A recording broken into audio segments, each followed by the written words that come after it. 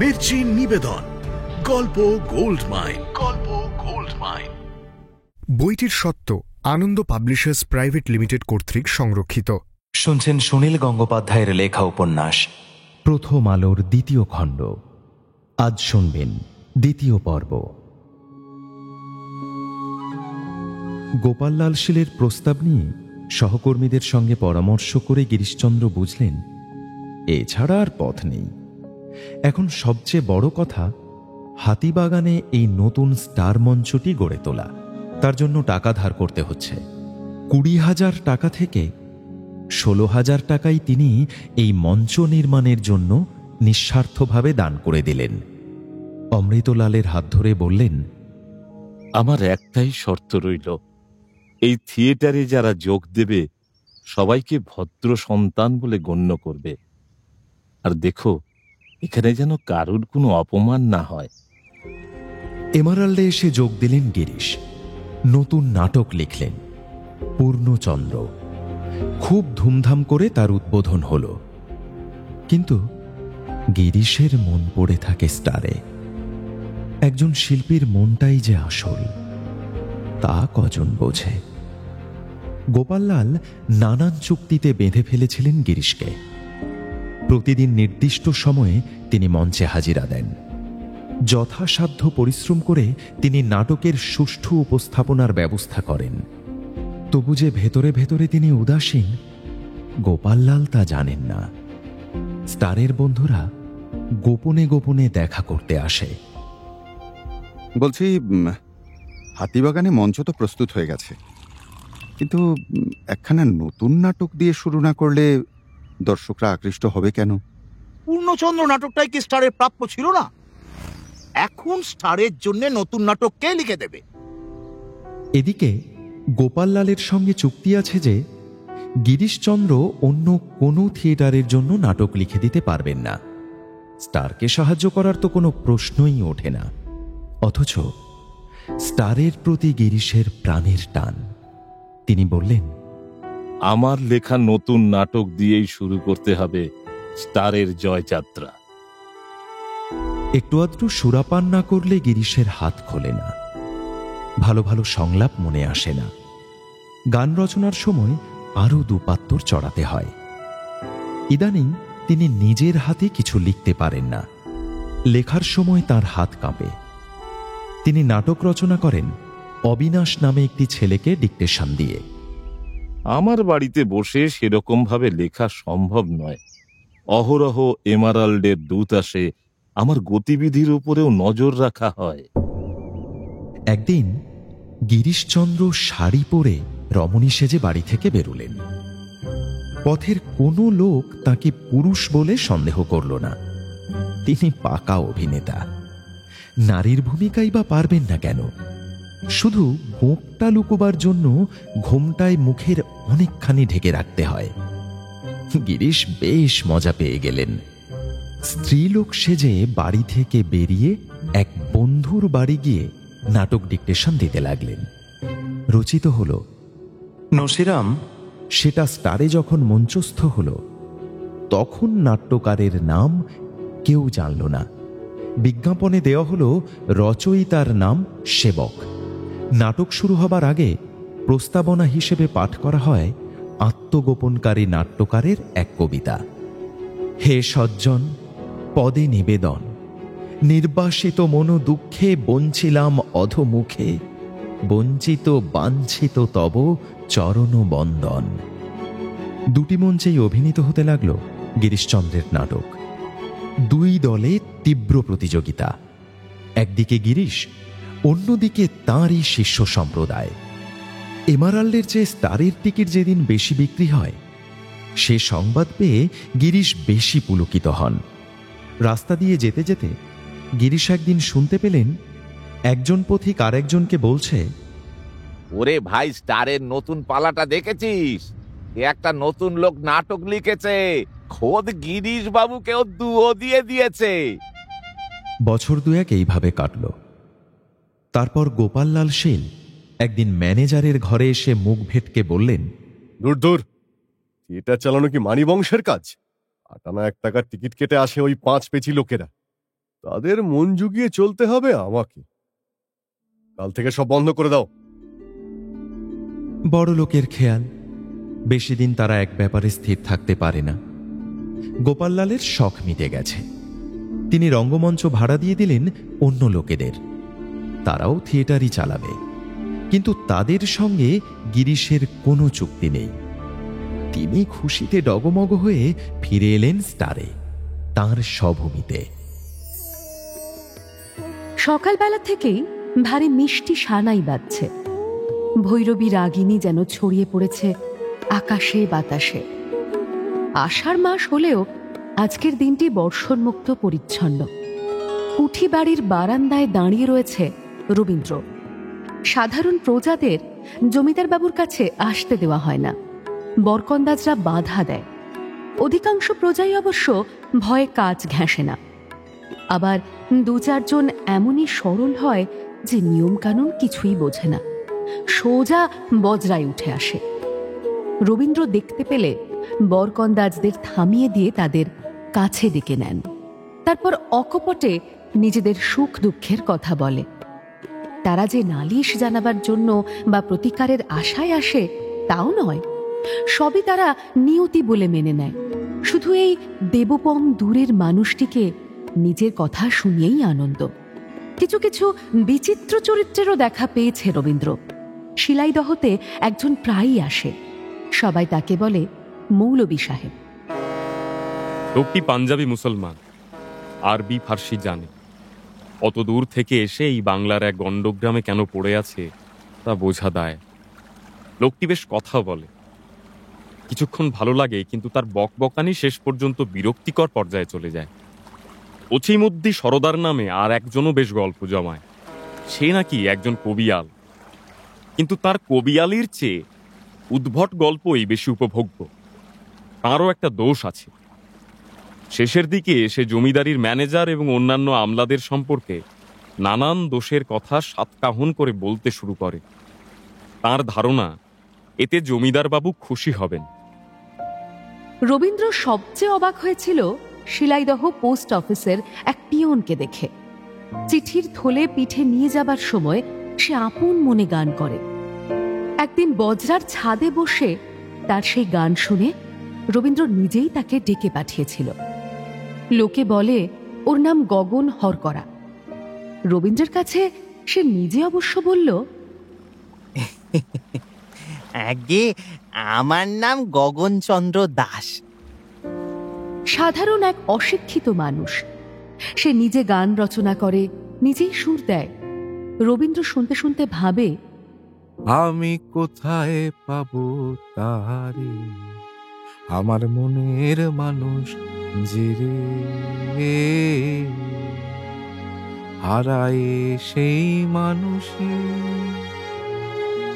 বাংলার গ্রামগঞ্জে এরকম কত সব মনি মুক্ত ছড়িয়ে আছে।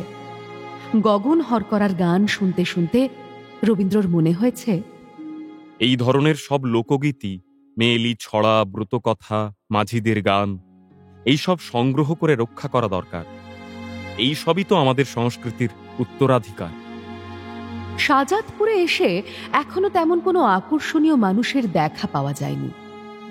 কতদিন ঝড় বৃষ্টির জন্য বজরায় থাকা হয়নি, উঠি বাড়িতে আশ্রয় নিতে হয়েছে। নদীর ধার দিয়ে একা একা বেড়াবারও উপায় নেই। সঙ্গে সঙ্গে দুজন পাইক লেঠেল যাবে পাহারা দিয়ে। রবীন্দ্র তা একেবারেই চায় না, কিন্তু ম্যানেজার মশাই জেদ ধরেছেন। জমিদার মশাই, আপনার নিরাপত্তার জন্য এটা বিশেষ দরকার। দূর, ওরকম ভাবে বেরিয়ে কোনো সুখ আছে নাকি? এসবের মধ্যে আজ সকালে মনে হচ্ছে এবারে কলকাতা থেকে কারুকে সঙ্গে নিয়ে এলে ভালো হতো। শুধু বই পড়ে আর লেখালেখি করে ক্লান্ত লাগছে। সিংহ দরজায় নহবত বসেছে, সানাই বাজছে সেখানে। কয়েকজন লোক গাঁদা ফুলের মালা গেঁথে টাঙাচ্ছে। মঙ্গল ঘটের ওপর কচি কচি কলা গাছ কেটে এনে বসানো হচ্ছে সারি দিয়ে। মেঝেতে পাতা হয়েছে বিভিন্ন রঙের শতরঞ্জি, মাদুর ও চট। মাঝখানে একটি কারুকার্য খচিত চেয়ার, মখমল দিয়ে মোড়া, ঠিক যেন একটা সিংহাসন। আজ এখানে বিশেষ এক উৎসব। আজ পুণ্যাহ। এর আগে শিলাইদহে বেশ কয়েকবার ঘুরে গেলেও শাহজাদপুরে রবীন্দ্র এলো এই প্রথম। কৈশোরে এসেছিলাম জ্যোতিদাদার সঙ্গে। তখন ছিল খুবই ধুমধামের ব্যাপার। জ্যোতিদাদা অনেক লোক লস্কর নিয়ে ঘুরতে ভালোবাসতেন। যেমন সঙ্গে থাকতো গান বাজনার দল, তেমনই ঢেঁড়া পিটিয়ে জঙ্গলে শিকার করতে যেতেন। মনে আছে একবার বাঘ শিকার করতে গিয়ে জ্যোতিদাদা আমার হাতে বন্দুক তুলে দিয়েছিলেন। ওহ, কি ভয় পেয়েছিলাম আমি! ভাগ্যিস আমার ছোঁড়াগুলি বাঘের চতুর্সীমানা দিয়েও যায়নি। না, শিকার টিকার আমার ধাতে পোষায় না। শিলাইদহ ও পতিশ্বরের জমিদারি দেবেন্দ্রনাথের নিজস্ব হলেও শাহজাদপুর পড়েছে তার ভাই গিরীন্দ্রনাথের ভাগে। গিরীন্দ্রনাথের নাতি গগন, সমর, অবনরা নাবালক ছিল বলে দেবেন্দ্রনাথকেই দেখাশোনা করতে হতো। এখন ওরা বড় হয়েছে, কিন্তু বড় অলস। বাড়িতে বসে ছবি আঁকে, বাইরে বেরুতেই চায় না। তাই রবীন্দ্রনাথকেই ওদের বকলমে খাজনা আদায় করতে আসতে হয়েছে।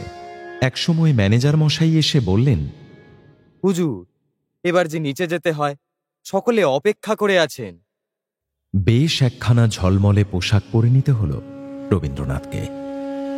চীনা সিল্কের কুর্তা পাজামা, মাথায় পালক বসানো পাগড়ি, পায়ে নাগরা। এই বেশে সিঁড়ি দিয়ে নামতে লাগলেন জমিদার প্রবর শ্রীযুক্ত রবীন্দ্রনাথ ঠাকুর মহিমার নব। রবীন্দ্রনাথের মনে হতে লাগল সে যেন একজন থিয়েটারের রাজা। রাজার ভূমিকায় অভিনয় করা তার অভ্যেস আছে। বড় হলঘরটিতে সে প্রবেশ করার আগেই অনেকগুলি শাঁখ বেজে উঠল। শাঁখের আওয়াজে ঢেকে গেল সানাইয়ের সুর। প্রজারা সবাই উঠে দাঁড়িয়ে হাতজোড় করে রইল। রবীন্দ্র এসে সেই নকল সিংহাসনে বসতেই সবাই ভূমিতে কপাল ঠেকিয়ে প্রণাম জানালো। কেউ কেউ সেই অবস্থা থেকে আর ওঠেই না। অন্য জমিদারিতে এরপর পুরোহিত এসে বন্দনা করে, কিন্তু এই জমিদাররা ব্রাহ্ম। আগে পরম ব্রহ্মের অর্চনা, তারপর অন্য কিছু। একজন আচার্য এসে প্রার্থনা পরিচালনা করলেন কিছুক্ষণ। তারপর জমিদার বাবুকে পুষ্পমাল্য ও চন্দন দিয়ে অভিষিক্ত করলেন। এরপর ম্যানেজার বাবু শুরু করলেন জমিদারের গুণগান। অনেক দিন পর ঠাকুর বংশের কেউ এলেন শাহজাদপুরে। এটা এখানকার প্রজাদের পক্ষে বিরাট সৌভাগ্যের ব্যাপার। স্বর্গ থেকে নেমে আসা দেবতার মতন এই জমিদারের কৃপাধন দৃষ্টিপাতে প্রজাদের সমস্ত অমঙ্গল দূর হয়ে যাবে। রবীন্দ্র মনে মনে ভাবছে, প্রজারা যাতে কোনো রাজা বা জমিদারকে তাদেরই মতন একজন সাধারণ মানুষ মনে না করে, সেই জন্য ভয় ও সম্মান জাগাবার কিছু কিছু ব্যবস্থা চলে আসছে অনেক দিন ধরে।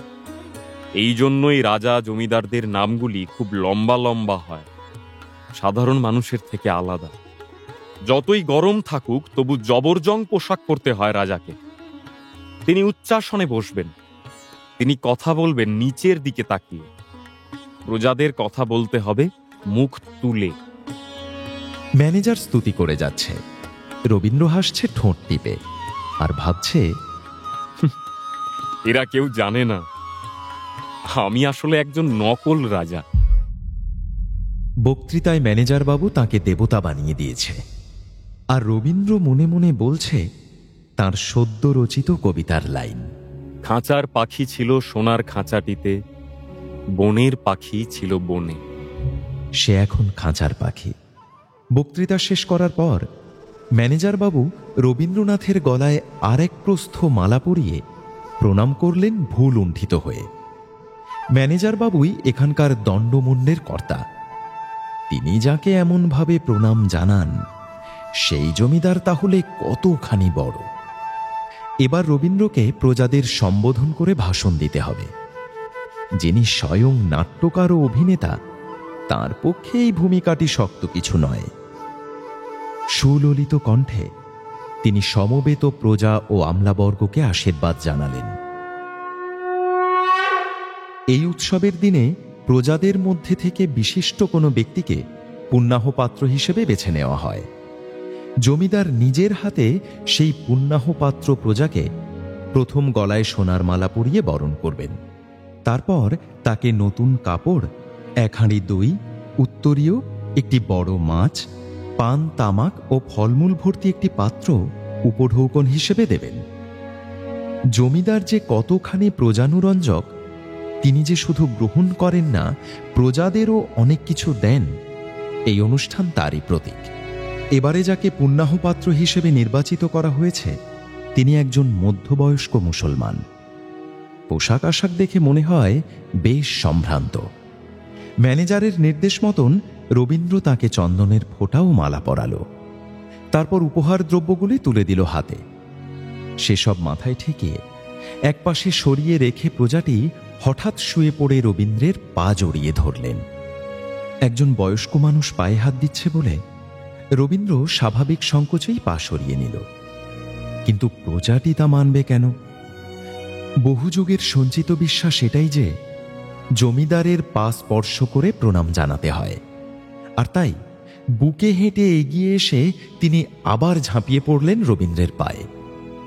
তারপর আচকানের ভিতর থেকে একটি মোহর ভর্তি পুঁটলি রাখলেন সেখানে। এরপর অন্য প্রজারা একে একে উঠে এসে নজরানা ও কর রেখে যেতে লাগলো জমিদারের সামনে। একঘেয়েমি ও ক্লান্তি লাগলেও রবীন্দ্রের উঠে যাওয়ার উপায় নেই। প্রজারা টাকা পয়সা দিচ্ছে, এই জন্যই তো তাকে এখানে পাঠানো হয়েছে। শাজাদপুর থেকে আর 2 দিন পরেই রবীন্দ্র ভেসে চলল শিলাইদহের দিকে। সেখানে অনেক কাজ বাকি আছে। শাজাদপুরে প্রজাদের মধ্যে অসন্তোষের সংবাদ পাওয়া গিয়েছিল, সেই জন্যই আমাকে তড়িঘড়ি করে এখানে আসতে হলো। কিন্তু সেরকম কোনো অসন্তোষের চিহ্নই দেখা গেল না। আপাতত সবকিছুই ঠিকঠাক। প্রজারাও শান্ত, ম্যানেজার আমলাবর্গও খুশি। যথেষ্ট কর আদায় হয়েছে বলে বাবা মশাইও সন্তুষ্ট হবেন। এবার শিলাইদহে ফিরব। ফেরার পথে সে 2খানা ছোট গল্প লিখে ফেলল। এখন গল্প বেশ এসে যাচ্ছে কলমের ডগায়। কৃষ্ণকমল ভট্টাচার্য হিতবাদী নামে পত্রিকা প্রকাশ করায় রবি সেখানে প্রতি সংখ্যায় একটি করে গল্প লিখতে শুরু করেছিল। তার ভালোই লাগছিল গল্পগুলি লিখতে। হঠাৎ একদিন কৃষ্ণকমল বললেন, রবিবাবু, আপনার গল্পগুলি কিছু গুরুপাক হয়ে যাচ্ছে। সাধারণ পাঠকরা ঠিক নিতে পারছেন না। আপনার কাছ থেকে কিছু লঘু রকমের রচনা চাই। একথা শুনে রবীন্দ্র রাগ ধরে গিয়েছিল। সম্পাদকের হুকুম মতন ফরমাইশি লেখা লিখতে হবে নাকি? হিতবাদীতে লেখাই বন্ধ করে দিল সে। কিছুদিন পরেই ঠাকুর বাড়ি থেকে আরেকটি নতুন পত্রিকা বেরোতে শুরু করেছে, সাধনা। নিজেদের একটা পত্রিকা না থাকলে চলে না। বড় দাদার 2 ছেলে সুধীন্দ্র ও নীতীন্দ্র নিয়েছে এই কাগজের ভার। কিন্তু রবীন্দ্রকেই সম্পাদনার ব্যাপারটা দেখে দিতে হয়। তার নিজের লেখাই থাকে সর্বাধিক। সাধনার জন্য আবার তার ছোট গল্প লেখা শুরু হয়েছে। রবীন্দ্রর বড় মেয়ে বেলি এখন বেশ টরটর করে কথা বলে। পৃথিবী সম্পর্কে তার 1000 রকম প্রশ্ন। তার কথা ভাবতে ভাবতেই মাথায় এসে গেল কাবুলিওয়ালা নামে একটা গল্প। লেখার ফাঁকে ফাঁকে রবীন্দ্র অন্যমনস্ক হয়ে যায়। কিছু কিছু প্রজার মুখ মনে পড়ে। সরল পরিশ্রমী মানুষ, তারা ঘাম ঝরিয়ে ফসল ফলায়, কিন্তু তাদের দারিদ্র কোনোদিন ঘোচে না। কিন্তু মহাজন, আমলা, জমিদাররা তো দিব্যি আরামে থাকে। যাদের শ্রমে জমিতে ফসল ফলে, তাদের বঞ্চিত করে এই জমিদারি ব্যবস্থা কি করে ন্যায়সঙ্গত হতে পারে? এই প্রশ্ন তার মনে বারবার জাগে, কিন্তু সমাধানের উত্তর খুঁজে পায় না। সে নিজে এখনো জমিদার নয়, পিতার এবং খুড়তুতো ভাইদের প্রতিনিধি মাত্র। কিন্তু আমি যদি কোনো জমিদারির মালিক হতাম, তাহলে নিজের সত্ত্ব ত্যাগ করলেও কি কোনো সুরাহা হতো? অধিকাংশ গরিব প্রজারই নিজস্ব জমি ধরে রাখার ক্ষমতা নেই। তারা মহাজনের খপ্পরে পড়বে। ইংরেজ সরকারও প্রতিটি প্রজার কাছ থেকে খাজনা আদায় করতে পারবে না। জমিদারদের কাছ থেকে থোক টাকা পেলেই তাদের সুবিধে। সুতরাং নিজেদের স্বার্থেই ইংরেজ সরকার এই ব্যবস্থা টিকিয়ে রাখবে। সারা দিনের পরে দুপুরগুলোই সরলার কাছে মনে হয় সবচেয়ে দীর্ঘ। সময় আর কাটতেই চায় না। এত বড় বাড়ি, একেবারে শুনশান। পড়াশোনা করতেই বা কতক্ষণ ভালো লাগে। যখন সময়ের টানাটানি থাকে কিংবা কিছু বিঘ্ন ঘটে, তখন পড়াশোনায় মন বসে বেশি। আর সময় যখন অফুরন্ত, তখন মনে হয় পরে পড়লেই তো হয়। দুপুরে ঘুমোতে পারে না সরলা। দোতলায় তার নিজস্ব ঘরে মাদুর পেতে গুচ্ছের বই খুলে বসে। এই গরমে বাড়িতে অন্তর্বাস পড়ে না মেয়েরা। সরলার অঙ্গে শুধু একটা আটপৌরে শাড়ি জড়ানো, চুল খোলা, দু চোখে গাঢ়ভাবে কাজল টানা। স্নান করার পর প্রত্যেক দিন সুরমা কাজল লাগানো তার শখ। সংস্কৃত বই পড়তে পড়তে একসময় সে কোনো ইংরেজি কাব্যের বই টেনে আনে। খাতা খুলে 2-1 লাইন বাংলা কবিতা লেখে। হঠাৎ উঠে চলে যায় পাশের ঘরে। ঘরের তো অভাব নেই, 7-8খানা ঘর ফাঁকা পড়ে আছে। এই ঘরে দেওয়াল জোড়া একটা আয়না। দিদির খুব আয়নার শখ। দিদি এই বেলজিয়াম গ্লাসের দামি আয়নাটা লাগিয়েছিল। কি পরিষ্কার সবকিছু দেখা যায়, ঠিক যেন পালঙ্কের ওপর শুয়ে থাকা আরেকটি সরলাকে এই সরলা দেখছে। সেদিকে তাকিয়ে থাকতে থাকতে সরলা ভাবে, সত্যি সত্যি কেমন দেখতে আমাকে। বিকেলে যে ছেলেগুলো আসে, তারা সুন্দরী সুন্দরী বলে বলে সরলার কান ঝালাপালা করে দেয়। কেউ বলে অপ্সরী, কেউ বলে সরস্বতী, কেউ বলে রাজকন্যার মতন। সরলা ঠিক করে হেসে ফেলে। রাজকন্যাই বটে, বন্দিনী রাজকন্যা। সরলা দুহাত ছড়িয়ে মুখে করুণ ভাব এনে রাজকন্যা সাজে। দীর্ঘশ্বাস ফেলে বলে, প্রাণেশ্বর, কে তুমি প্রাণেশ্বর, উদ্ধারিলে মোরে। বলতে বলতে আবার তার হাসি পায়। এখনো পর্যন্ত কেউ তো তার প্রাণেশ্বর নয়। যেসব দিন কোনো আনুষ্ঠানিক চায়ের আসর থাকে না, সেই সব বিকেলেও কয়েকজন যুবক আসে। জানকীনাথের ভাষায় তারা সব সরলার সুইটার, অর্থাৎ পানি প্রার্থী। সত্যিই তারা আসে সরলার সাহচর্য পাবার জন্য।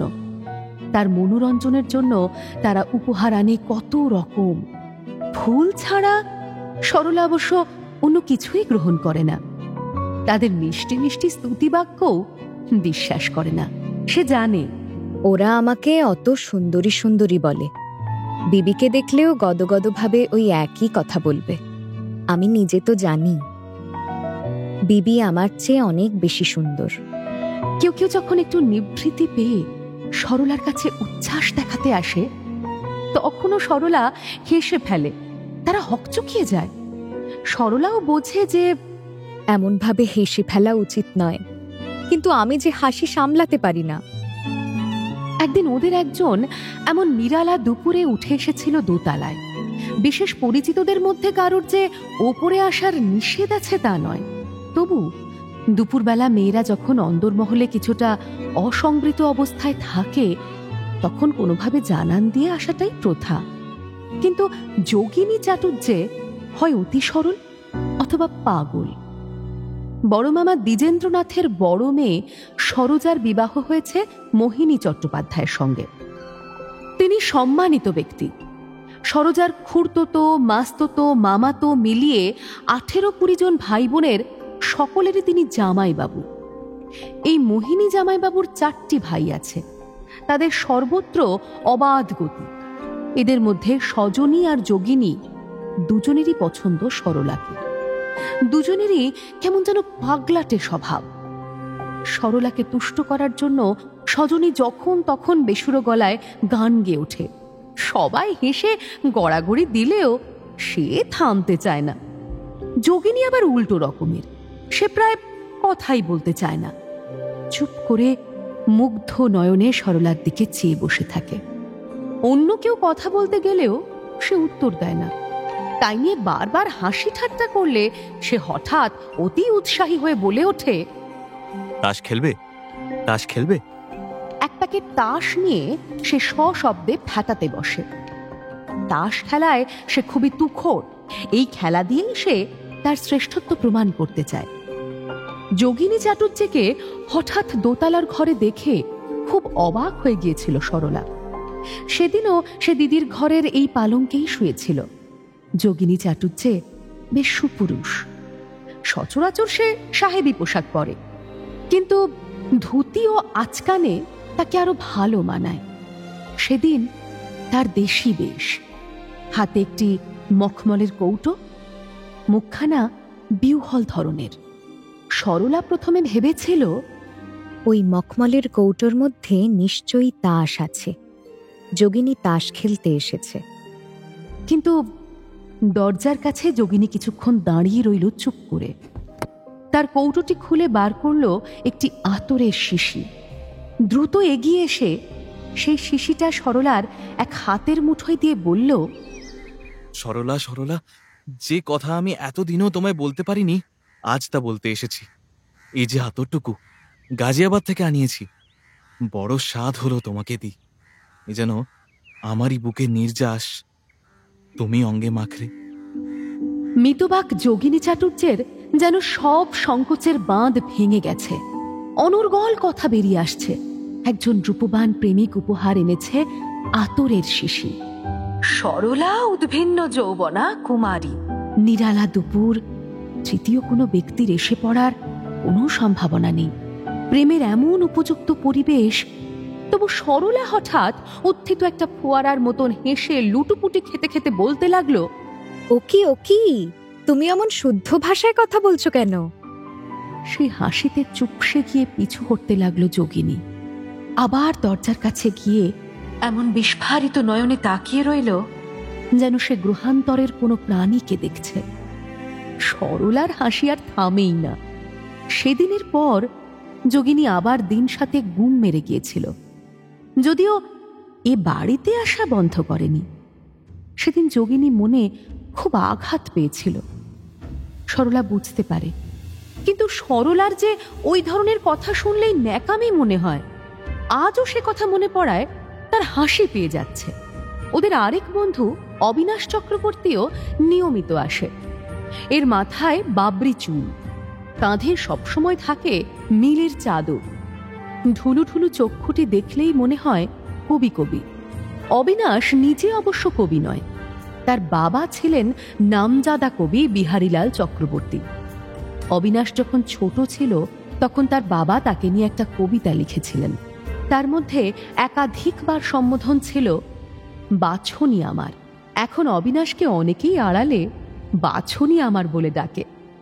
সরলার দাদা যখন এখানে ছিল তখন এক একদিন ওপরে এসে দুষ্টুমি করে বলতো, ও সল্লি সল্লি, নিচে যা, বাছনি আমার বাবু তোর জন্য এসে বসে আছেন। অবিনাশের সঙ্গে যোগিনীর প্রতিযোগিতা হয়, কে কত দেরিতে উঠতে পারে। রাত্রি 8টা 9টা বেজে যায়, তবু ওরা বাড়ি যেতেই চায় না। সরলা হাই তোলে, অস্থিরতা দেখায়, সেসব বোঝার পাত্রও নয়। যোগিনী যদি যাবার জন্য উঠে দাঁড়ায় তখন অবিনাশ বলে, তুমি এগো, আমি আর একটু বসি। অমনি যোগিনীও বসে পড়ে। আবার যোগিনী যদি বলে, আজ খুব মেঘ করেছে, শীঘ্র বাড়ি ফিরতে হবে। তাহলে আর দেরি করো না যোগিনী, বেরিয়ে পড়ো। অবিনাশ, তুমিও আমার সঙ্গে চলো, তোমাকে পৌঁছে দিয়ে যাব। আমার জন্য 1 ঘন্টা পরে গাড়ি আসবে। পৈতৃক সম্পত্তি পাওয়ার মতন অবিনাশ নিজেকে কবিত্ব শক্তিরও অধিকারী মনে করে এবং লেখারও চেষ্টা করে। সে কথাও বলে কবিতার ভাষায়। একদিন সরলা আপন মনে নিবিষ্ট হয়ে পিয়ানোতে বিথোফোনের মুনলাইট সোনাটা বাজাচ্ছে। সেদিন আর কেউ তখনও আসেনি। অবিনাশ আগে আগে উপস্থিত হয়ে কিছুক্ষণ নিঃশব্দে সেই বাজনা শুনল। তারপর হঠাৎ ছুটে এসে সরলার একখানি হাত চেপে ধরে বলল, মরি মরি, কি সুন্দর, কি অপূর্ব! এ যেন স্বর্গের সুধাস্রোত নেমে এলো মর্তে। এ সুরের লহরী গুঞ্জরিত হচ্ছে কাননে কাননে, পুষ্পে পুষ্পে। সরলা, থেমো না, আরো বাজাও। হ্যাঁ বাজাবো, কিন্তু আমার হাতখানা না ছাড়লে বাজাই কি করে? হাতখানা সে ছেড়ে দিল বটে, কিন্তু সরলার বাজনার সঙ্গে চলতে লাগলো তার অবিরাম কথার স্রোত। আহা আহা, কি মধুক্ষরা সুর! তুমি মানবী নও, তুমি দেবী। তোমার ওই চম্পক বর্ণ অঙ্গুলি, ডালিম নিন্দিত গাল, বেদনার কুয়ার মতো ওষ্ঠ, বসে আছো অপ্সরার রূপ ধরি, সরলা সুন্দরী। মুনলাইট সোনাটা ভুলে গিয়ে সরলা মাথা দুলিয়ে দুলিয়ে হাসতে লাগলো। এই সময় এসে উপস্থিত সজনী। ওদের এই অন্তরঙ্গ দৃশ্য দেখে সে স্থির থাকতে পারল না। নিজের ভাইয়ের সঙ্গে প্রতিযোগিতা সে মেনে নিয়েছে, কিন্তু অবিনাশকে সে সরলার কাছে ঘেঁষতে দেখে সে প্রায় ছুটে এসে বলল, ও সরলা, তুমি বাজাচ্ছ? আমি একটা গান গাই, হ্যাঁ? আমার গানের সঙ্গে তুমি বাজা। সজনীর গানের সম্ভাবনাতে সবাই শঙ্কিত হয়ে ওঠে। অবিনাশ বলল, ভ্রাত সজনী, তুমি বাগানে গিয়ে গান করো না কেন? সরলা আমাকে বড় অপূর্ব সুর শোনাচ্ছিলেন। দেখো অবিনাশ, প্রথমত আমি তোমার ভাইটাই নই, আর দ্বিতীয়ত তুমি বললেই বা আমি বাগানে যাব কেন? হে, আমি এখানেই গাইব, আমার ইচ্ছে। তোমার ইচ্ছে হলে তুমি গাইতেই পারো, অবশ্যই পারো। তবে কি জানো, সরলা তো ক্লাসিক্যাল সুর বাজাচ্ছিলেন, তার সঙ্গে তোমার গান যে মিলবে না ভাই। কেন মিলবে না? ক্লাসিক্যাল মানে ওস্তাদি, তো আমি ওস্তাদি গানও জানি। ওই ক্লাসিক্যাল আর এই ক্লাসিক্যাল এক নয়। The east is east and the west is west, the twain shall never meet. এ মিলতে পারে না। আলবাত মিলবে। আমি ওয়েস্টার্ন ক্লাসিক্যাল শীষ দিয়ে শোনাচ্ছি, তুমি মিলাও তো দেখি ভাই। অবিনাশ শীষ দিয়ে শুরু করল, আর হাঁ করে রইল সজনী। সরলা মুখে হাত চাপা দিয়ে হাসি থামিয়ে বলল, আপনারা বরং এক কাজ করুন না, দুজনেই আগে বাগানে গিয়ে দুই ক্লাসিক্যালে মেলামেলি হয় কিনা আগে দেখুন, তারপর না হয় এখানে। দুজনেই তৎক্ষণাৎ রাজি হয়ে বলল, সেই ভালো। সেই ভালো বলতে বলতে দুজনে কাঁধ ধরাধরি করে চলে গেল বাগানে।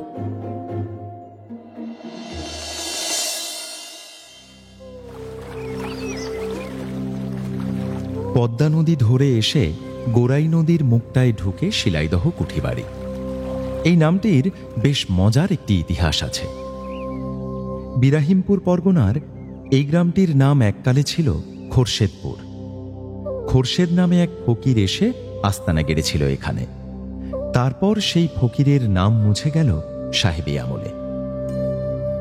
দুই নদীর সঙ্গমস্থলে এককালে নীলকর সাহেবরা একটা কুঠি স্থাপন করেছিল। সেই নীলকরদের মধ্যে এক দোর্দণ্ড প্রতাপ সাহেবের নাম ছিল শেলী। ওই নামে যে এক কোমল হৃদয় স্বপ্নময় কবি ছিলেন, তাই সাহেবটিকে দেখে বোঝার উপায় নেই। সেই অত্যাচারী নীলকরের নামে এই জায়গার নতুন নাম হল শেলীর দহ। তারপর লোকের জিভে একটু একটু করে বদলে গিয়ে এখন শিলাইদহ। নীলকরদের সেই পরিত্যক্ত কুঠিবাড়িটি কিনে নিয়েছিলেন দ্বারকানাথ।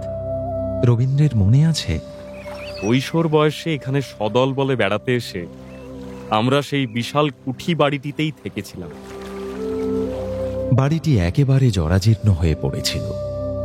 সম্প্রতি সেটিকে একেবারে ভেঙে ফেলে তৈরি হয়েছে নতুন কুঠি বাড়ি। কয়া, জানিপুর ও কুমারখালী, কাছাকাছি 3টি মহাল, আর একটু দূরে পান্টি মহাল। এই সবকটি মহালের জমিদারি কাজ পরিচালনা করা হয় শিলাইদহের কুঠিবাড়ি থেকে। শাজাদপুরের থেকে অনেক বেশি আড়ম্বরের সঙ্গে এখানে পুণ্যাহ অনুষ্ঠানের আয়োজন করা হয়েছে। কুঠিবাড়িতে না উঠে রবীন্দ্র এখানে বজরাতেই রয়ে গেল। বজরাকে সে বলে বোট। বজরা শব্দটা কেমন যেন গেরেম ভারী শোনায়। বোটটা রইল পদ্মার বুকে নোঙর করে। বর্ষায় পদ্মার যে ভুবনমোহন রূপ, তা ছেড়ে ইটকাঠের বাড়িতে থাকতে কার মন চায়? ইন্দিরাকে সে চিঠি লেখে, পদ্মাকে আমি বড় ভালোবাসি। ইন্দ্রের যেমন ঐরাবত, আমার তেমনই পদ্মা। এখানে আর সানাই নয়, কয়েকটি বন্দুকের শব্দে অনুষ্ঠানের উদ্বোধন হল। তারপর উলুধ্বনি আর শঙ্খধ্বনি। নদীর পাড় থেকে কুঠিবাড়ি পর্যন্ত স্থাপন করা হয়েছে কয়েকটি অস্থায়ী ফটক। চতুর্দিকে ফুলের ছড়াছড়ি। দুদিকে ষাঁড় বেঁধে দাঁড়িয়ে আছে কর্মচারীরা। নায়েব মশাই তখন রবীন্দ্রকে ডাকতে এলো। তাকে অবাক করে সে বেরিয়ে এলো শুধু শুভ্র ধুতি ও আচকান পরে, কাঁধের ওপর একটি মুগার চাদর, মাথায় পাগড়ি নেই, পায়ে নাগরার বদলে তালতলার চটি। আমলারা ভুরু তুলে মুখ চাওয়াচাওয়ি করতে লাগলো। বলছি হুজুর, এমন সাধারণ বেশে প্রজাদের সামনে যাবেন? সামান্যই পথ, তবু পালকি মজুদ আছে। নায়েব রবীন্দ্রকে সেই পালকিতে ওঠার ইঙ্গিত করতেই রবীন্দ্র বলল, আমি হেঁটেই যাব। দরবার কক্ষের দ্বারের সামনে এসে সে থমকে দাঁড়ালো। ভেতরে বসার ব্যবস্থায় হিন্দু মুসলমানদের স্পষ্ট ভাগ রয়েছে। চাদর ঢাকা শতরঞ্জির ওপর হিন্দুরা, সামনের দিকে ব্রাহ্মণদের আসন। আর মুসলমানদের জন্য শতরঞ্জি থাকলেও তার ওপর চাদর পাতা নেই। নায়েব গোমস্তাদের জন্য বেশ কয়েকটি চেয়ার পাতা, মাঝখানে জমিদার হুজুরের সত্যিকারের সিংহাসন। রবীন্দ্র একটা দীর্ঘশ্বাস ফেলল। তার মনে হলো অছিমদ্দি সর্দারের একটা কথা। সে একদিন বলেছিল,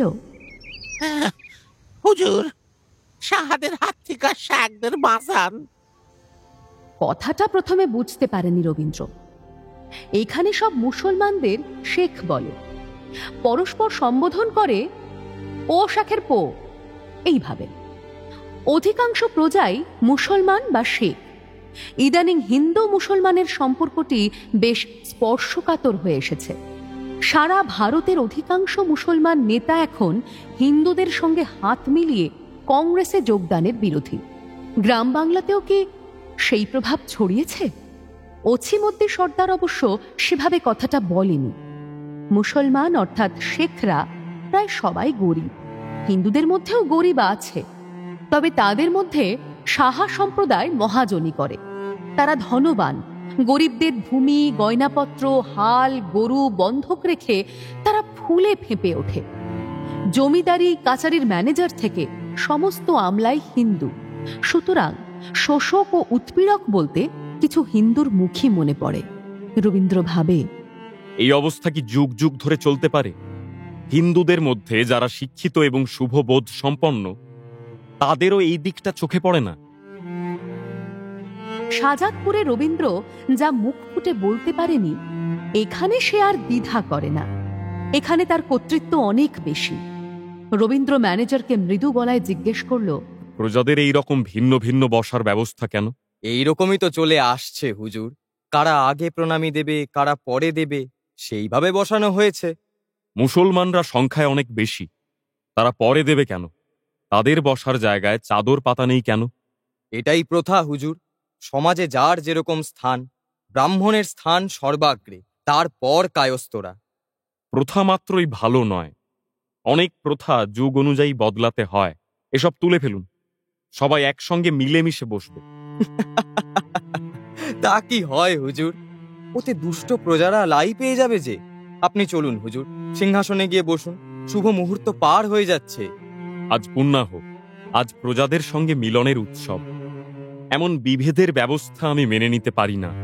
আমার ওই সিংহাসনও সরিয়ে নিন, আমি সবাইকার মাঝে গিয়ে বসব। কি যে বলেন, তা আবার হয় নাকি? কর্তাদের আমল থেকে যা চলে আসছে তা কখনো বদলানো যায়? শুধু শুধু দেরি হয়ে যাচ্ছে। রবীন্দ্র ম্যানেজারের দিকে চেয়ে রইল। ম্যানেজার চোখ সরালো না। সে জানে যে কর্তার এই কনিষ্ঠ পুত্রটি কবিতা টবিতা লেখে, যাত্রার দলের ছেলেদের মতন গান গায়, ঘোড়ায় চড়ে না, শিকার করতে যায় না, বাইজি নাচায় না, এমনকি মদ পর্যন্ত খায় না। স্বভাবটা মেয়েলি ধরনের। এখন এর মাথায় একটা হুজুক চেপেছে, তাই কোনো মতেই প্রশ্রয় দেওয়া চলে না। জমিদার চলে গেলে তারপর জমিদারি চালাবার সব দায়িত্ব নিতে হবে তো ম্যানেজারকেই। প্রজারাও সবাই উদ্গ্রীব হয়ে চেয়ে আছে। ম্যানেজারের সঙ্গে জমিদার তনয়ের নিচু গলায় কি আলোচনা হচ্ছে তা তারা বুঝতেই পারছে না। রবীন্দ্র গলা একটুও উঁচু না করে বলল, যতদিন ধরেই এ প্রথা চলে আসুক, আমার আদেশ এটা বদল করতে হবে। জাতিভেদ আমি মানব না। সবাই মিলেমিশে একসঙ্গে বসবে এবছর থেকে। এই কথা শুনে একটুও না ঘাবড়ে ম্যানেজার এবার দৃঢ় গলায় বলল, জমিদারের হুকুম না পেলে কিছুই বদলাতে পারবো না আমরা, এরকমই ব্যবস্থা চলবে। এখানে আমিই জমিদার, আমার আদেশই চূড়ান্ত। আপনি যদি মানতে না পারেন তাহলে আপনাকেই সরে যেতে হবে। শুধু আমি কেন, অন্য কর্মচারীরাও কেউ এ আদেশ মানতে পারবে না, তারা পদত্যাগ করবে। তাহলে আমি দুঃখের সঙ্গে বলতে বাধ্য হচ্ছি, অন্য কর্মচারীরাও সরে যান এখান থেকে। কলকাতা থেকে আমার সঙ্গে যে খাজাঞ্চি এসেছে সেই হিসেবপত্র রাখবে।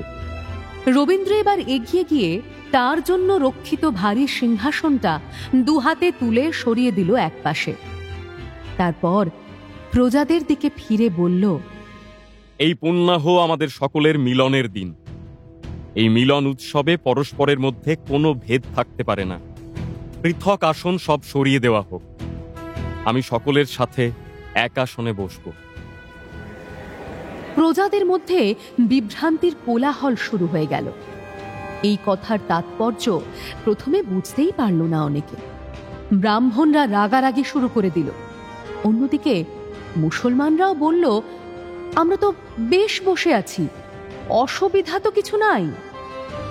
প্রথা এমনই এক জিনিস যে তার ভালো মন্দ বিচার করার ইচ্ছেটাই অনেকের মনে জাগে না।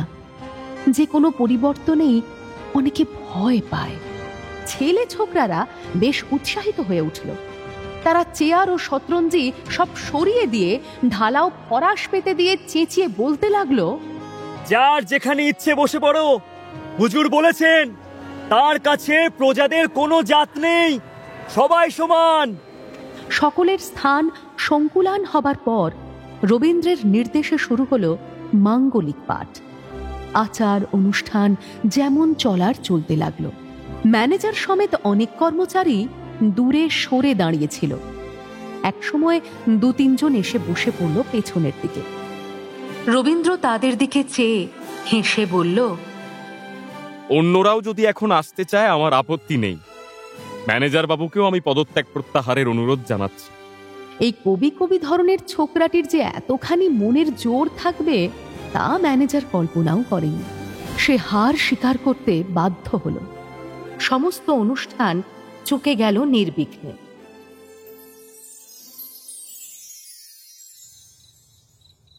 রাত্রিরে অনেকক্ষণ জেগে থাকে রবীন্দ্র।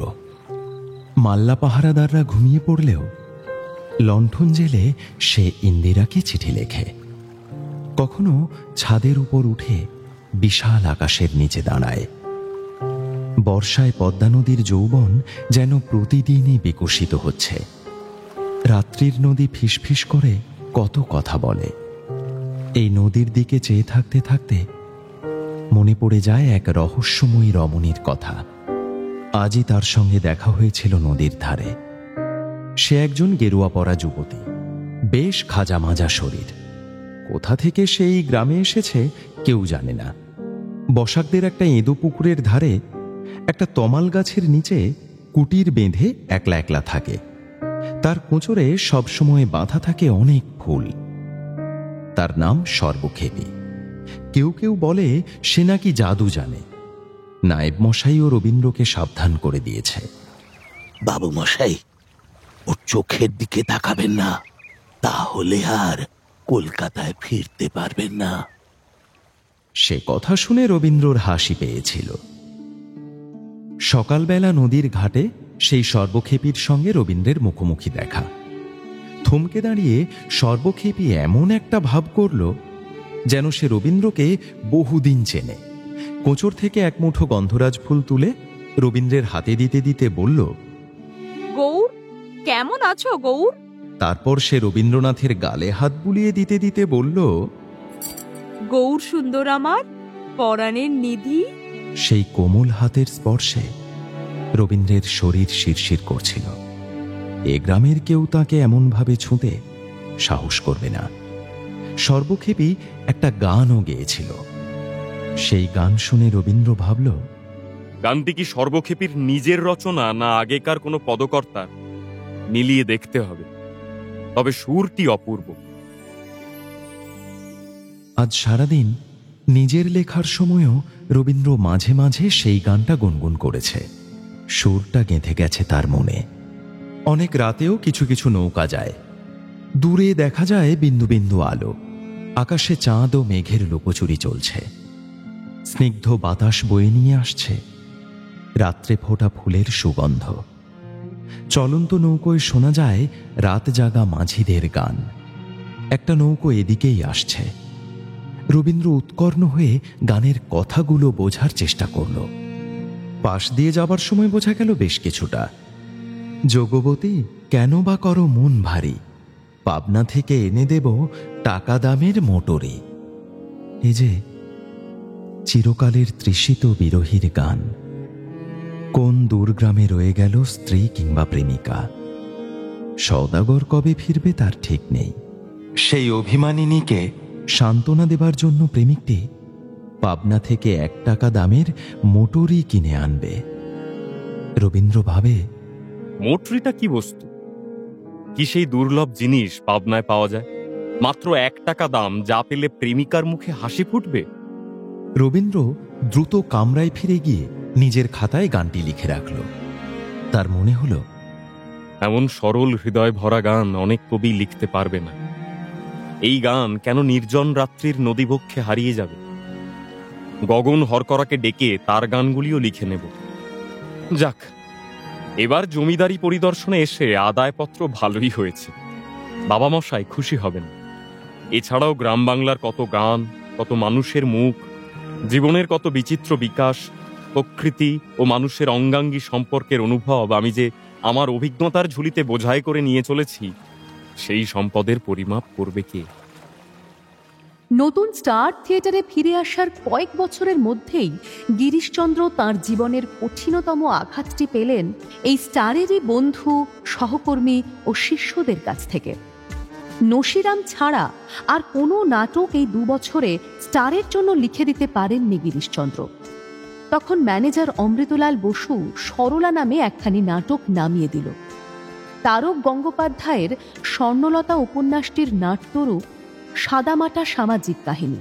তাও কিন্তু খুবই বাহবা পেলেন দর্শকদের কাছ থেকে। তারপর অমৃতলাল নিজেই লিখলেন তাজ্জব ব্যাপার, তাও বেশ জমজমাট। গিরিশচন্দ্র ফিরে এলে অমৃতলালের বদলে তাঁকেই আবার ম্যানেজার করা হলো। অমৃতলালের পক্ষে সেটা খুশি মনে মেনে নেওয়া সম্ভব কি? অমৃতলাল ইতিমধ্যে নিজের যোগ্যতার প্রমাণ দিয়েছে। অমৃতলাল গিরিশের শিষ্য বটে, কিন্তু শিষ্য কি চিরকাল পায়ের তলায় পড়ে থাকবে? তারও কি বড় হবার স্বাদ জাগে না? গিরিশেরও ভুল হলো, তিনি নজর করলেন না শিষ্যের ক্ষোভ। স্টারের জন্য গিরিশ লিখতে লাগলেন একের পর এক মঞ্চ সফল নাটক। প্রফুল্ল, হারানিধি, চণ্ড। স্টারের জনপ্রিয়তার তুলনায় অন্য সব থিয়েটার ম্লান। নতুন নাটক লেখার পর গিরিশ প্রথম 2-4টি মহড়ার সময় সবাইকে দেখিয়ে শুনিয়ে দেন। তারপর শিষ্য অমৃতলালকে বলে দেন, ওরে, এরপর তুই গড়ে পিটে নিস। এখন আর গিরিশ নিয়মিত মহড়ায় আসার প্রয়োজন বোধ করেন না। শিষ্যের ওপর তাঁর যথেষ্ট ভরসা আছে। অমৃতলালকে খাটতে হয় প্রচুর, সমস্ত খুঁটিনাটির দিকে তাকে নজর দিতে হয়। তারপর নাটক যখন জমজমাট হয়, পত্রপত্রিকার বিজ্ঞ সমালোচকরা লেখেন, গিরিশচন্দ্র ঘোষ মহোদয় বর্তমান সমাজের বাস্তব চিত্র অঙ্কিত করিয়া একটি উচ্চাঙ্গের নতুন নাটক উপহার দিয়াছেন তো বটেই, তাহার নিপুণ পরিচালনা ও শিক্ষাগুণে অভিনয়ও অতি উচ্চমানের হইয়াছে। গিরিশ ম্যানেজার, পরিচালনার সব কৃতিত্ব তাঁরই। অমৃতলালের নাম উল্লেখ থাকে না। গিরিশ মনে করেন গুরুর গৌরবেই শিষ্যের গৌরব। এই সময়ে গিরিশ পারিবারিকভাবেও বিপর্যয়ের সম্মুখীন হয়েছিলেন। তাঁর দ্বিতীয় পত্নী দীর্ঘদিন রোগ ভোগের পর দেহরক্ষা করেছেন। এই পক্ষে তাঁর 2টি কন্যা ও 1টি পুত্র জন্মেছিল। কন্যা দুটিরই অকাল মৃত্যু ঘটেছে। মাতৃহারা শিশুপুত্রটি গিরিশের চক্ষের মণি। মাতাল অবস্থায় গিরিশ প্রায়ই তাঁর গুরু রামকৃষ্ণদেবকে বলতেন, ঠাকুর, তুমি আমার ছেলে হও। এখন গিরিশের ধারণা হলো সত্যিই রামকৃষ্ণদেব তাঁর এই পুত্ররূপ ধরে এসেছেন। ছেলেটির মধ্যে অনেক অলৌকিক ব্যাপার স্যাপার তিনি দেখতে পান। এই ছেলেটি জন্ম থেকেই রুগ্ন। এই চিকিৎসার জন্য গিরিশ সব রকম চিকিৎসকদের দ্বারস্থ হয়েছেন। নিমেষের জন্য ছেলেকে কাজ ছাড়া করেন না। স্টারের জন্য নতুন নাটক দরকার হলে অবিনাশকে ডেকে ডিরেকশন দিয়ে একটা কিছু লিখে পাঠিয়ে দেন। রঙ্গমঞ্চের ধারে কাছে যাওয়া একেবারে বন্ধ। মলিনা বিকাশ আর মহাপূজা নাটক দুটি দায় সারা গোছের। এদিকে অমৃতলাল ও অন্য কয়েকজনের মধ্যে অসন্তোষ ধুমায়িত হচ্ছে। অমৃতলাল ও আরো কয়েকজন বলা বলি করতে লাগলো। গিরিশচন্দ্র মাসের পর মাস ম্যানেজারের মাইনে নিয়ে যান, কিন্তু নাটক লেখা ছাড়া আর তো কিছুই করেন না। আর নাটক তো অন্য যে কেউ লিখতে পারে। ঠিক কথা। অমৃতলাল, তুমি তো নিজেই এখন নাট্যকার হয়েছ। তোমার সরলা গিরিশের নসিরামের চেয়ে বেশি জনপ্রিয় হয়নি? নাট্য শিক্ষক হিসেবে তোমার কৃতিত্ব দলে সবাই স্বীকার করে। গিরিশের সঙ্গে এদের খিটিমিটি শুরু হয়ে গেল। তিনি থিয়েটার ভবনে যান না। থিয়েটারের লোকেরা তার বাড়িতে ডাকতে এলেও গিরিশ তাদের পাত্তা দেন না বিশেষ। তার নামেই স্টার থিয়েটারে দর্শক আসবে, সেটাই কি যথেষ্ট নয়? একদিন তর্কাতর্কির সময় উত্তেজনা বেশ বৃদ্ধি পেল। গর্বিত গিরিশচন্দ্র বললেন, আমি মাইনে নিই বলে তোমাদের গাত্রদাহ?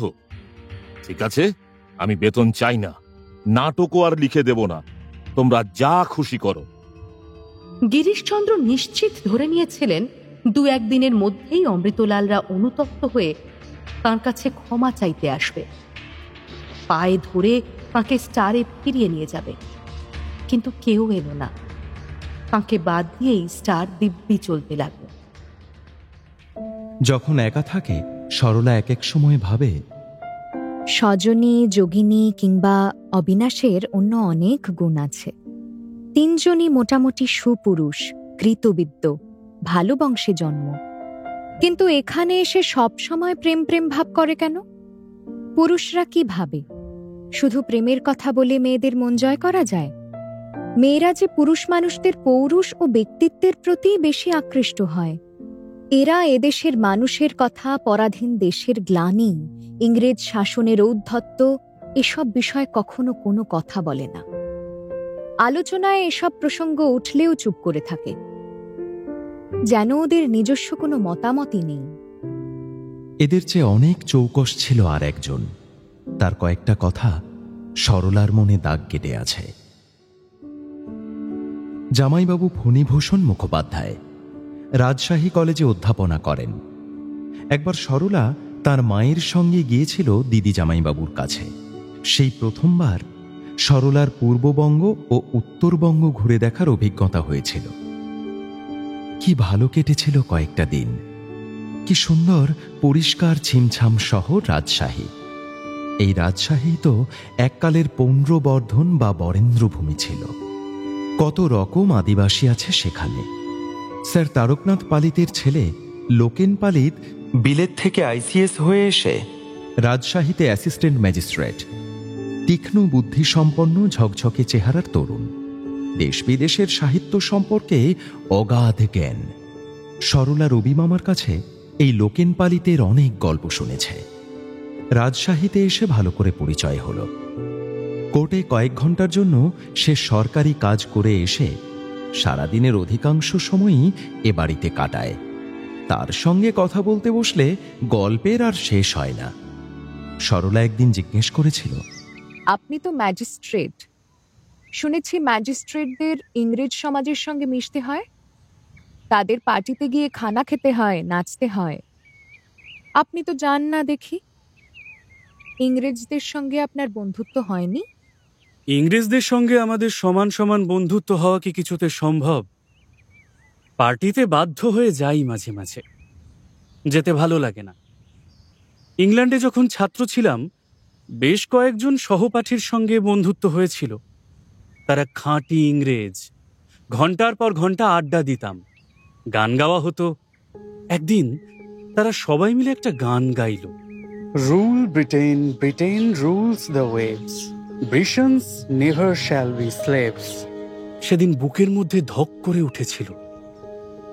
সেদিনই মনে হয়েছিল ওরা রাজার জাত, আমরা স্লেভস।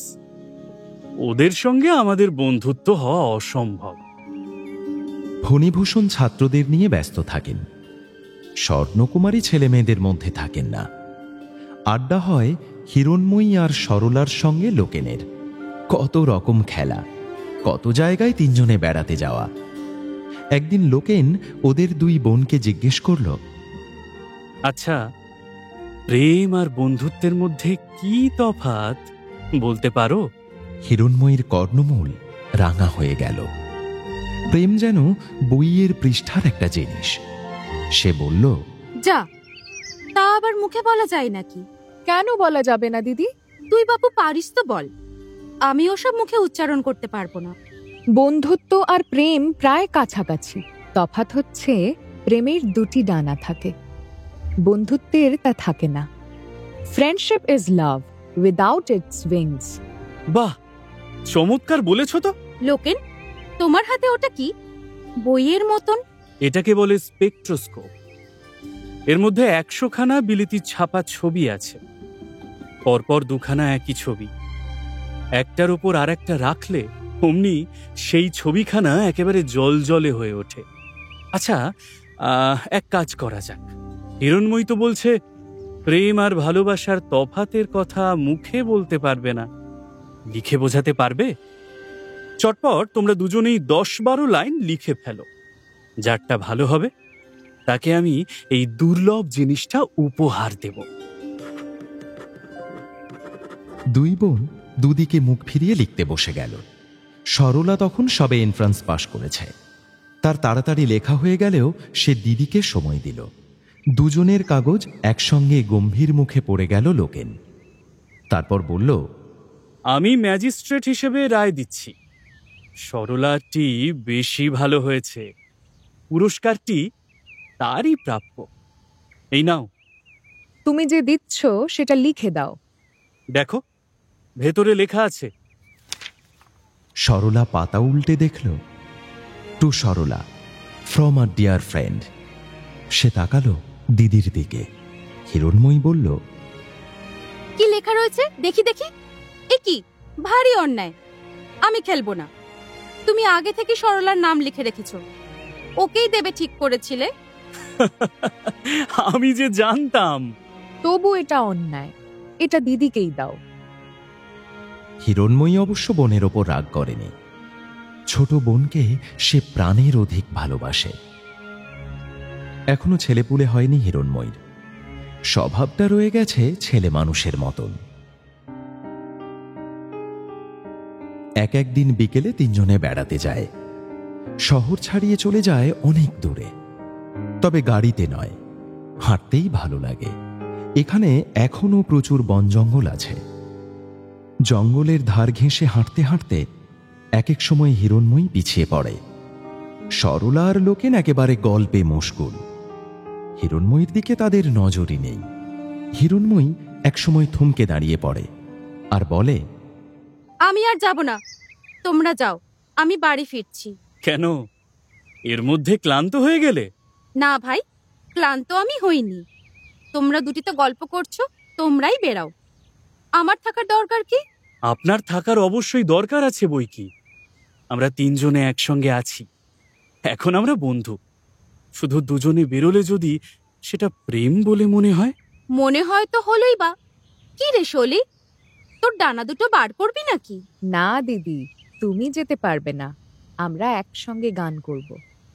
না না, গান গেও না। বেশি আওয়াজ শুনলে এই জঙ্গল থেকে বাঘ বেরিয়ে আসতে পারে। বাঘ না ছাই, চিড়িয়াখানার বাইরে আবার বাঘ আছে নাকি? বিশ্বাস করছো না? সত্যি এখান থেকে মাঝে মাঝে বাঘ বেরোয়। আসুক তো বাঘ, সত্যিকারের বাঘ দেখলে আমার হাসি পেয়ে যাবে। ইস, ভারী সাহস তো তোমার। বাঘ দেখলে শুকিয়ে যাবে সব হাসি। বাঘ বেরোল না, কিন্তু একটু পরেই পিছন থেকে সরলা সরলা বলে একটা ডাক শোনা গেল। ওরা পিছন ফিরে দেখল প্যান্ট কোট পরা এক ব্যক্তি ছুটতে ছুটতে আসছে। হিরণময়ী বলল, ওমা, এ যে যোগিনী। দেখতে পাচ্ছি জলজ্যান্ত এক পুরুষ মানুষ, তুমি বলছো যোগিনী? ওর নাম যোগিনী, তা আমি কি করব? মোহিনী জামাইবাবুর ভাই, সরলা হাসতে শুরু করে দিয়েছে। যোগিনী কাছে এসে হাঁপাতে হাঁপাতে বলল, তোমাদের ঠিক পেয়ে গেছি। কলকাতায় মন ভালো লাগছিল না, আজই এসে পৌঁছেছি কিছুক্ষণ আগে। ফণি দাদা বললেন তোমরা এইদিকে বেড়াতে এসেছো। কেমন আছো সরলা? যোগিনী চাটুর্যে পৌঁছবার পর কেমন যেন সুর কেটে গিয়েছিল, আর জমেনি। লোকেনও এ বাড়িতে আসা কমিয়ে দিয়েছিল। লোকেন সরলার ডানা দুটি দেখতে পেল না, বন্ধু হয়েই রইল।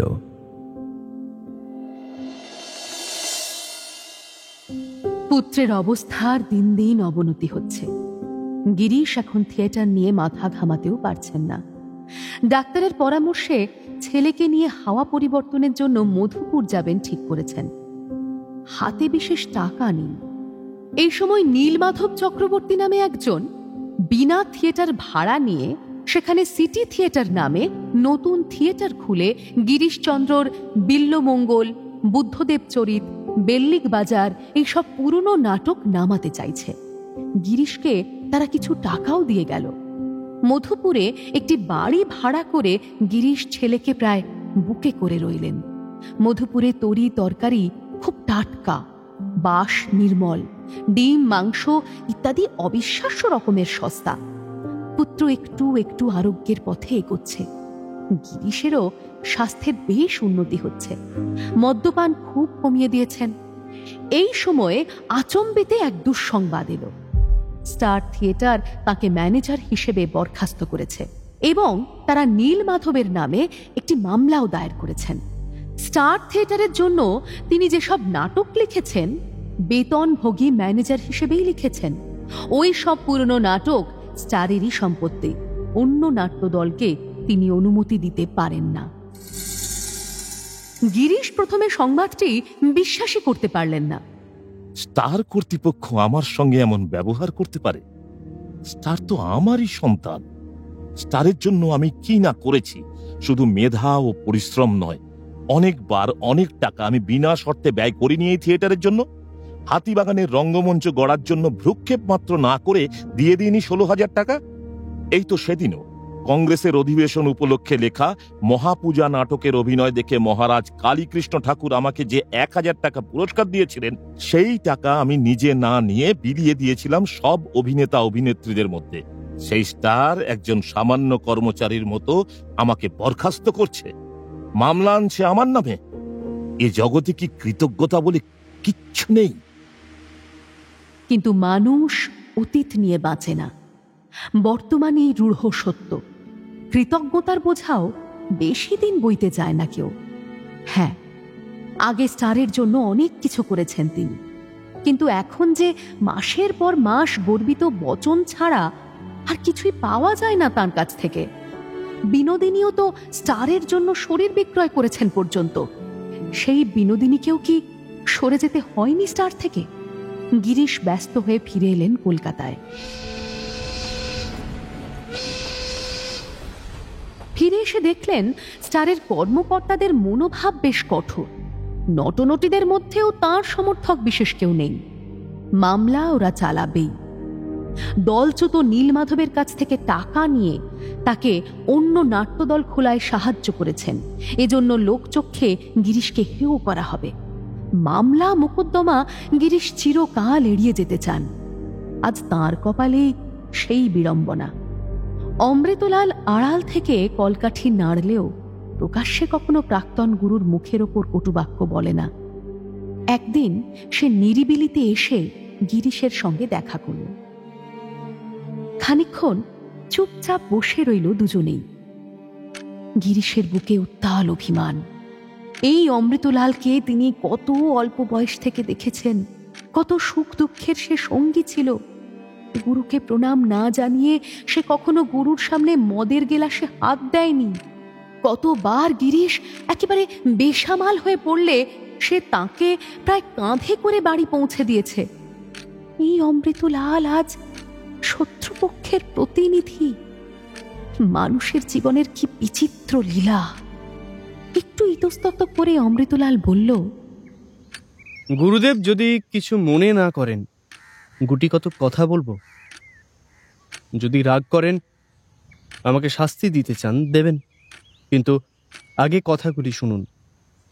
অনেক দিন হলো আপনি আর ধরাচুড়ো পরে রং মেখে মঞ্চে নামেন না। আপনি নিজেই আমাদের বারবার বলেছেন যে অভিনয় করতে আপনার আর ভালো লাগে না। নতুন ছেলে মেয়েগুলোকে শেখানো পড়ানোতেও আপনার আর মন নেই। শেখাতে চাইলে আপনি যে সর্বশ্রেষ্ঠ তাতে কোনো সন্দেহ নেই, কিন্তু মহড়ার সময় বেশিক্ষণ আপনি বসতেই চান না, আমাদের মতন কারোর উপর ভার দিয়ে দেন।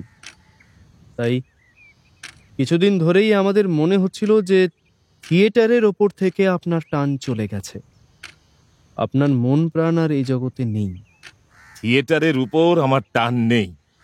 কোন দিন বলবে জলের মাছের জলের প্রতি টান নেই, আকাশের পাখির আকাশের উপর টান নেই? আমার আর কিসের উপর টান আছে? আপনার টান গেছে পরমেশ্বরের দিকে। যেদিন থেকে রামকৃষ্ণ ঠাকুর আপনাকে কাছে টেনে নিলেন, সেই দিন থেকে আপনার মনে এক বিরাট পরিবর্তন কি আসেনি গুরুদেব? মনে করে দেখুন, আগে যখন আপনার স্ত্রীর রোগ হতো, আপনার পুত্র দানি একবার খুব অসুস্থ হয়ে পড়েছিল, আপনি নিজে তখন পেটের ব্যামোয় কষ্ট পেতেন, তখনও একদিনের জন্যও আপনি থিয়েটারে অনুপস্থিত থাকতেন কি? কিন্তু রামকৃষ্ণ ঠাকুর যখন ব্যাধিগ্রস্ত হলেন, তখন আপনি থিয়েটার উপেক্ষা করে বারবার কাশীপুরের বাগান বাড়িতে ছুটে যেতেন না? গিরিশ সহসা উত্তর না দিতে পেরে চুপ করে রইলেন। আমাদের থিয়েটারই ধ্যান জ্ঞান। আমরা নাটকে ভক্তিপ্রেমের বন্যা ছুটিয়ে দিই, কিন্তু অন্তরে তেমন ভক্তি নেই। পরমেশ্বর আমাদের ধরাছোঁয়ার বাইরে।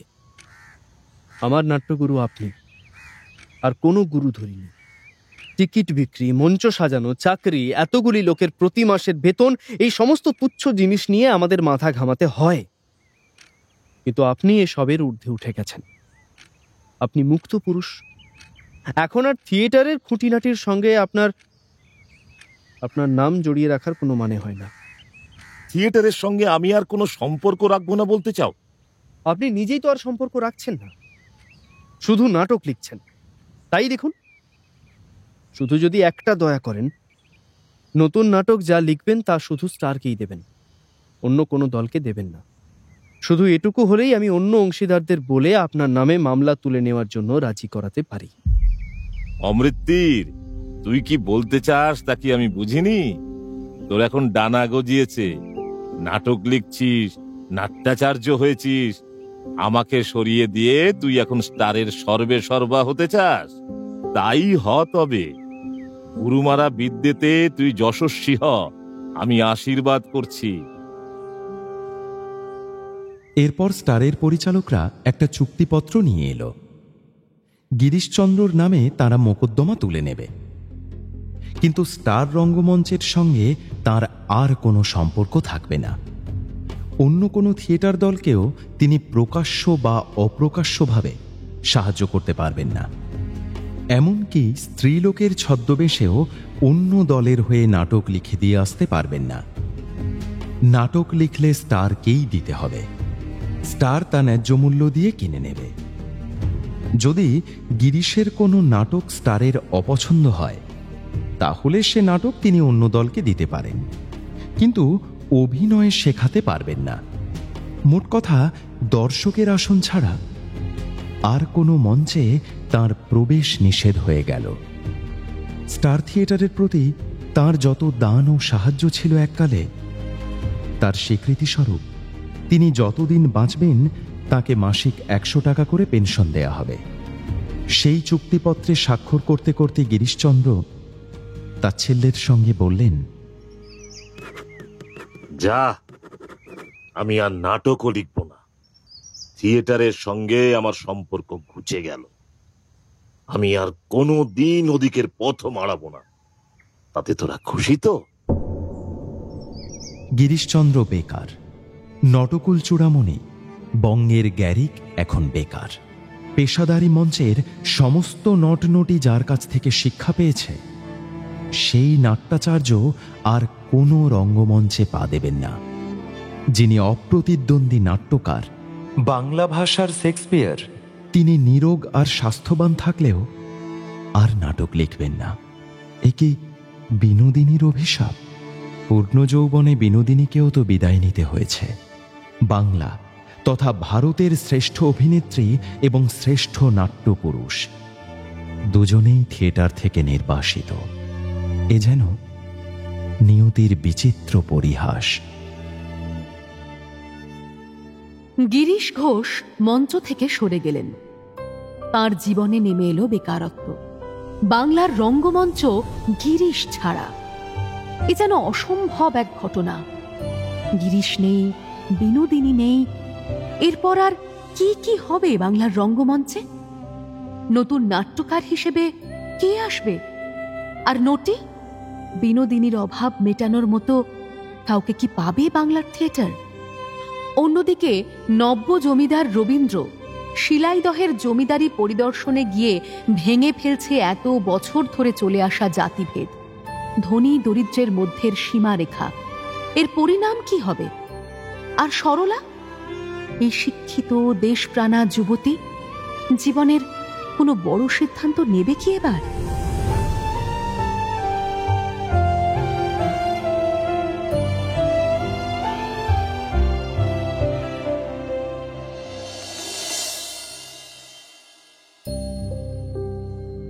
শুনলেন সুনীল গঙ্গোপাধ্যায়ের প্রথম আলো। আজ শুনলেন দ্বিতীয় পর্ব। উপস্থাপনায় শিবাশিস বন্দ্যোপাধ্যায়, নাট্যরূপ অর্পিতা চট্টোপাধ্যায়, পর্ব পরিচালনায় দেবলীনা আচার্য, আবহ সঙ্গীত কৌশিক দাস, সৃজনশীল পরিচালনা ইন্দ্রাণী চক্রবর্তী, প্রযোজনায় ভিজুয়াল অডিও। গল্প পাঠে স্পন্দন দাস এবং দেবশ্রী মুখোপাধ্যায়। গিরিশ জয় মুখার্জি, গোপাল লাল অভিষেক মুখার্জি, রবীন্দ্রনাথ সৌমেন চক্রবর্তী, সরলা শ্রেয়সী বন্দ্যোপাধ্যায়, অবিনাশ সৌরভ চক্রবর্তী, সজনী ছন্দবাণী দত্ত, অমৃতলাল সৌম্য চ্যাটার্জি, লোকেন কার্তিক ঘোষ এবং অন্যান্য শিল্পীরা।